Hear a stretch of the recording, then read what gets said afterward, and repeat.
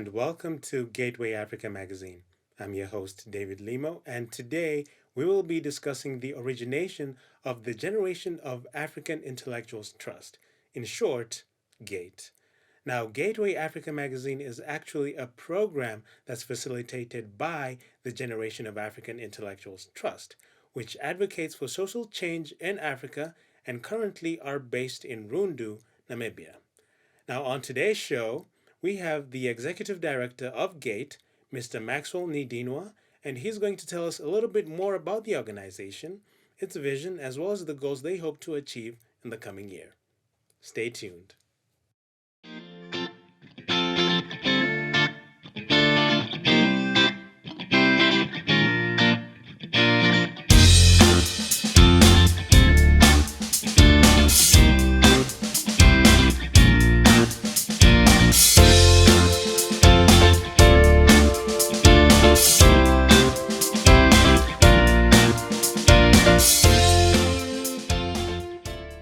Greetings, Mr. Nidinwa, and welcome to the show. Thank you for having me. Now, in terms of the inception of GATE, could you please tell us a bit more about how the organization came about to exist? In 2008, I had an opportunity to go study in Egypt. I was going to study my BSc in agricultural science, and I was there. As I was there, we were a few of us from other African countries, and we just could not come together. And I remember there was a professor called Dr. Salah Suleiman who was part of the Alexandrina Bibliotheca. I think he was a director there, which is, I think, one of the biggest libraries in Africa, but it also has different facilities. One of it is auditoriums, and he was running a program called of League of Young Masters there for the Egyptian students in Alexandria. And he realized how Africans were not together, and he created a platform for us also called African League of Young Masters. I happened to participate in that program, and the program was quite simple. It's basically a program where us Africans, we could come, we present countries, the challenges that our leaders are facing, and it was very insightful, and it opened our eyes. We realized that we had a lot of similar challenges.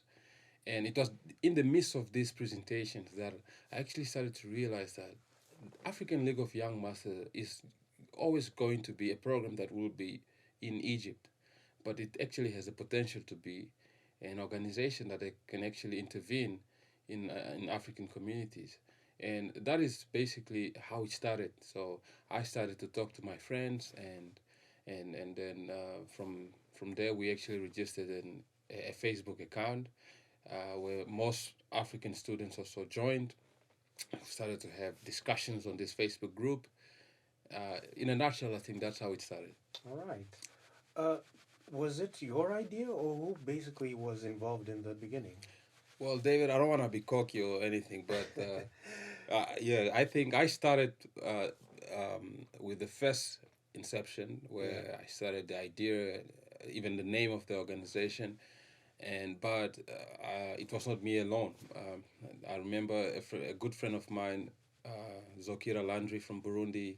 He encouraged me. He loved the idea. He started to actually visualize what the organization could look like, and but my then girlfriend, who is my wife now, she also contributed tremendously because she actually realized the potential for it to be an NGO. Yeah. And so in 2014, she finally convinced me. So when I came back from Egypt after my studies, we registered it as a trust at the Master of High Court in Namibia. Right.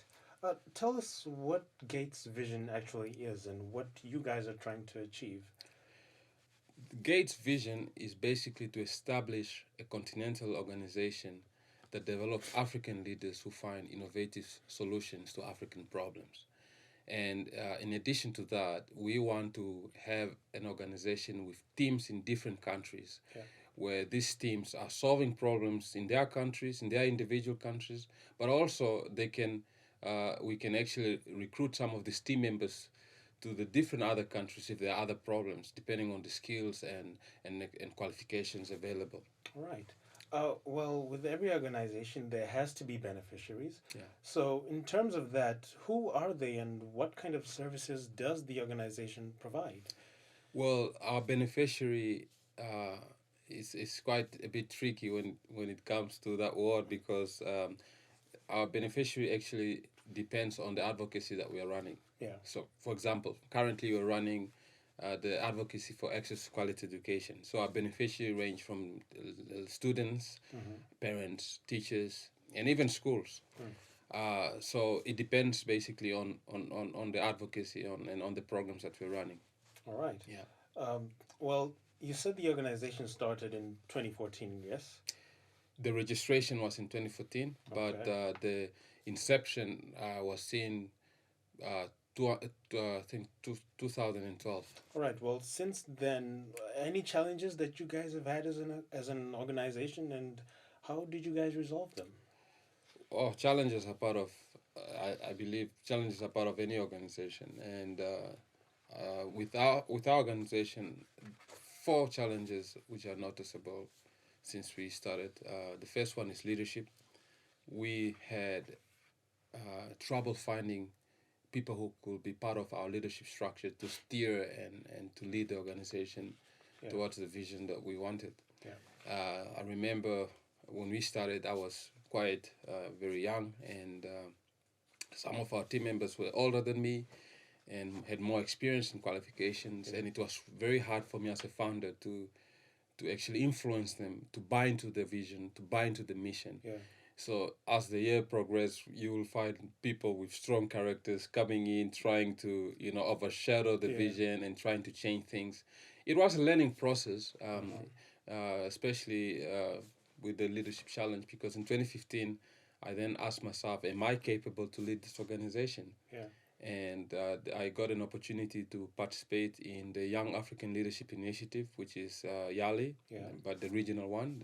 I think it's a program that was started by President Obama. And I went to Johannesburg, stayed there for 3 weeks in a civic leadership Yeah. training course. And I must say that training was what I needed as a founder, and Yeah. I think that was the turning point. And I can say with confidence that we haven't really resolved the leadership issue in our organization yet, but I think we have made some progress. The second challenge is fundraising. Fundraising has become, I believe, not only for us as an organization, Yeah. but I think also in the NGO space, there are many organizations struggling in Namibia to meet ends and also to have a positive impact or a larger impact Yeah. in our communities. And I think it comes from in 2013 or 2014 when Namibia was labeled as a middle income country by the European countries. And since then, we have seen many donors pulling out and not sponsoring a lot of programs in Namibia. All right. Yeah. So you don't fund your own projects out of your own pockets? Is it strictly from donors or? We do have crowdfunding Yeah. here and there where we actually call the communities. We give presentations Yeah. about what we're trying to achieve, and so that they can see that these solutions that we're bringing are going to benefit them. Yeah. And it is not really very effective here in the north because also you have a lot of uh, low income people, Uh-huh. and yeah, so it's not that easy as compared to when you're in Windhoek. But I think those are some of the fundraising methods that they use. All right. So it's both donors and crowdfunding. All right. Yeah. Well, in 2019, what can we expect from GAIT? Well, I'm very excited, David. We have two programs that we are actually implementing Yeah. because the two programs have already started. The first one is the Young Namibian Leadership Initiative, or also known as YONALI, which is a mentorship program that will transform 180 mentees. We identified three schools that we're working with, and also with the support of the director of the education sector here in the education ministry here in the Kavango East region. Yeah. We work together with these schools, where we go to these schools, we connect them with mentors, empower them with relevant information that can help them in their academics, career guidance. Also, we also address the issues of alcohol and drug abuse. And I'm very excited because the results of this program, even from the previous year, showed that it can actually help our youth here in the north. The second program is the basic computer literacy program, which identifies schools without computer labs. This year it's going with the theme ICT for her, so we were focusing more on empowering the young girl or the young girl child. We work with schools in rural Kavango East region that do not have computer labs. We bring these schools to a center here in Rundu, and we have facilitators who facilitate and teach them basic skills of computer. It's amazing, even when you look at Rundu, it's considered the second developed city in Namibia. But it will shock you that you can still find schools without computers, and also learners who have never seen a computer. So these are some of the programs that we are doing this year and that we're excited for, and I hope you'll come around to the schools or to the center where the programs are taking place. I just wanted to ask you on one of the programs that you talked about, Yeah. the basic computer literacy program. Yes. You noted that this year's theme was ICT for her. Yes. Although one could argue that in doing that, you're discriminating against bringing those same kind of services to boys. So why not include them as well? Well, we did a research and we found that girls in rural areas tend to be more proactive in subjects such as home economics, and they tend to be less confident in subjects that, let me say, technological subjects such as ICT. And so this year we wanted to encourage them to be open to learn subjects such as ICT, and so that, we also balance, because I think you may agree with me that boys are more inclined to, to feel confident to use a computer or to use a mobile phone. So it's not discrimination per se. It's just that this year we wanted to empower and encourage our young girls in the rural areas. But has the organization also catered for boys as well? Yes, this program has run for 3 years, and in the past 3 years we had both gender represented in the program. All right. Yeah. Well, we've come to the end of our program, so any final thoughts that you'd like to share? Any important message that you might have for the youth? Well, my only last word is that if you are a youth and you want to volunteer, or you want to be part of an organization that is run by youth like yourself, check us out on Facebook, on Instagram, and on Twitter. Like our work on Twitter and Facebook and Instagram. The thing is, David, many young people also in Namibia do not know the value of volunteering.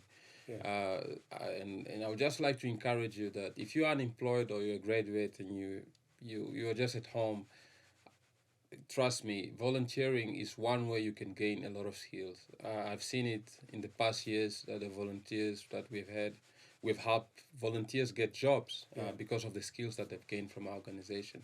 So I would like to just encourage the youth out there, when you guys see our adverts being advertised on social media, or if you live in Rundu, on the different places that we usually put posters, come and check it out, try it out, and see. It might help you in terms of skills development and so forth. All right. Well, thank you very much, Mr. Nidinwa, and good luck with your future endeavors with GAIT. Thank you very much, David. It was lovely to have me. Thank you for watching today's episode.